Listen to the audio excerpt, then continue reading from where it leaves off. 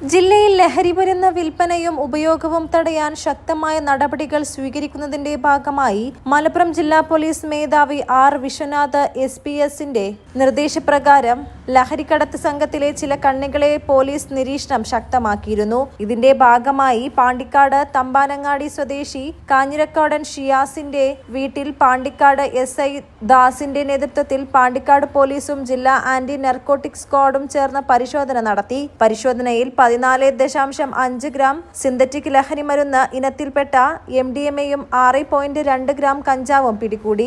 വീട്ടിലുണ്ടായിരുന്ന കാഞ്ഞിരക്കാടൻ ഷിയാസ് എന്ന 42-കാരനും കരിവാരംകുണ്ട് തരിശു സ്വദേശി ഏലക്കുളയൻ ബാദുഷാൻ എന്ന വാവ 31-കാരനും എന്നിവരെയാണ് പോലീസ് അറസ്റ്റ് ചെയ്തത്. ബംഗളൂരിൽ നിന്ന് ബസ് മാർഗം പാണ്ടിക്കാടെത്തിയ 2 പേരും ഷിയാസിന്റെ വീട്ടിലെത്തിയ സമയത്താണ് പോലീസ് പരിശോധന നടത്തി 2 പേരെയും അറസ്റ്റ് ചെയ്തത്. ബംഗളൂരുവിൽ നിന്ന് ജില്ലയിലേക്ക് സിന്തറ്റിക് ലഹരി മരുന്ന് കടത്തി വിൽപ്പന നടത്തുന്ന സംഘത്തിലെ ചിലരെ തേടി അതിർത്തികളിൽ പോലീസ് എക്സൈസ് പരിശോധന ശക്തമാക്കിയതിനെ തുടർന്ന് ബസ്സിലാണ് ഇവർ നാട്ടിലേക്ക് തിരിച്ചെത്തിയത്. മലപ്പുറം ജില്ലാ പോലീസ് മേധാവി ആർ വിശ്വനാഥ് എസ്.പി.എസിന്റെ നിർദ്ദേശപ്രകാരം Perinthalmanna DYSP A Premjith, Pandikkad inspector Prakashan C എന്നിവരുടെ നേതൃത്വത്തിൽ എസ്.ഐ MK ദാസ്, പോലീസ് ഉദ്യോഗസ്ഥന്മാരായ മുരളീകൃഷ്ണൻ, ശശികുമാർ, ഹരീഷ്, ഷൈജു, അനിത എന്നിവരും ജില്ലാ ആന്റി നർക്കോട്ടിക് സ്ക്വാഡ് ഉദ്യോഗസ്ഥരുമാണ് പരിശോധന നടത്തിയത്. ദിവസങ്ങൾക്ക് മുൻപ് 190 ഗ്രാം ഹാഷിഷ് ഓയിലുമായി കോഴിക്കോട് സ്വദേശിയെ പാണ്ടിക്കാട് പോലീസും ജില്ലാ നർക്കോട്ടിക് സ്ക്വാഡും ചേർന്ന് പിടികൂടിയിരുന്നു.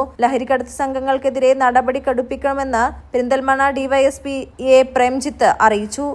മലബാർ ടൈംസ്, മലപ്പുറം.